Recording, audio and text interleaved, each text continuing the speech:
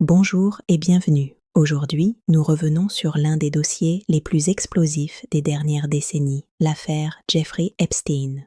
Avec la publication progressive de milliers, puis de millions de pages de documents judiciaires et administratifs, de nombreux noms de personnalités connues sont apparus dans les archives.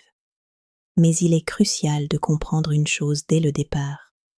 Être mentionné dans les dossiers Epstein ne signifie pas être accusé ou reconnu coupable d'un crime. Parmi les personnalités dont les noms ont été publiquement cités dans différents documents judiciaires figurent d'anciens dirigeants politiques, des chefs d'entreprise, des universitaires et des figures du monde du spectacle. Du côté politique, les documents déjà rendus publics au fil des années ont mentionné des noms comme Bill Clinton, ancien président des États-Unis, et Donald Trump qui connaissait Epstein dans les années 1990 et début 2000. Tous deux ont nié toute implication dans des activités illégales liées à Epstein. Aucun des deux n'a été inculpé dans le cadre des crimes d'Epstein.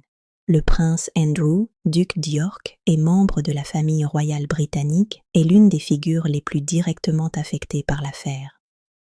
Il a été poursuivi civilement par Virginia Giuffre, qui l'accusait d'agression sexuelle lorsqu'elle était mineure. Le prince Andrew a nié les accusations mais a conclu un accord financier à l'amiable, sans reconnaissance de culpabilité. Dans le monde des affaires, le nom du financier Les Wexner, ancien dirigeant de L. Brands, est souvent mentionné. Wexner a déclaré avoir été trahi par Epstein et avoir coupé les liens après avoir découvert des irrégularités financières. On retrouve également le nom de l'ancien premier ministre israélien Ehud Barak qui a reconnu avoir rencontré Epstein à plusieurs reprises mais a affirmé n'avoir eu connaissance d'aucune activité criminelle. D'autres personnalités citées dans divers documents incluent l'avocat Alan Dershowitz, qui a nié fermement les accusations portées contre lui par certaines plaignantes, et l'ancien gouverneur Bill Richardson, qui a également contesté toute implication.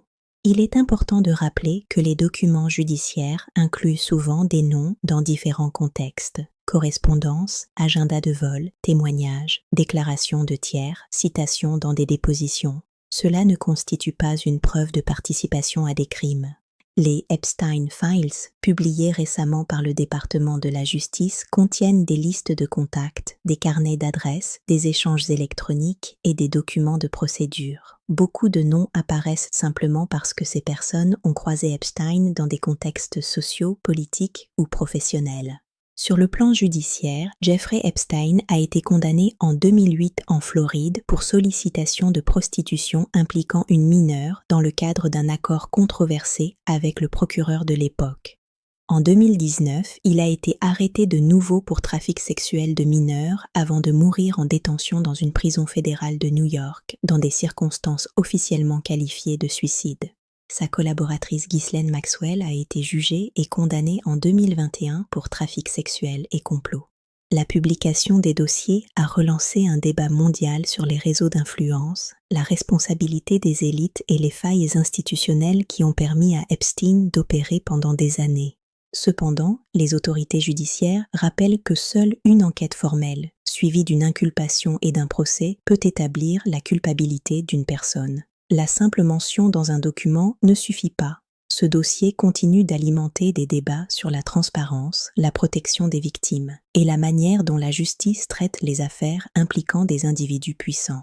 En résumé, de nombreuses personnalités connues ont été citées dans les documents liés à Jeffrey Epstein, mais il est essentiel de distinguer entre mentions administratives, relations sociales, accusations formelles et condamnations judiciaires. À ce jour, seuls Jeffrey Epstein et Ghislaine Maxwell ont été condamnés pour les crimes établis dans cette affaire. Merci de nous avoir suivis. N'oubliez pas de liker, de partager et de vous abonner pour ne rien manquer. Pensez-vous que la justice américaine ira plus loin dans ce dossier en 2026? Dites-le moi en commentaire.